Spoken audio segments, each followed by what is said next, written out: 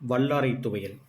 தேவையான பொருட்கள்: வல்லாரை இலை 100 கிராம், பச்சை மிளகாய் 2, சின்ன வெங்காயம் 1, மிளகு 10 எண்ணிக்கையில், பூண்டு 5 பல், பெருங்காயம் 2 சிட்டிகை, மஞ்சள் 5 சிட்டிகை, உப்பு, நல்லெண்ணெய் தேவையான அளவு.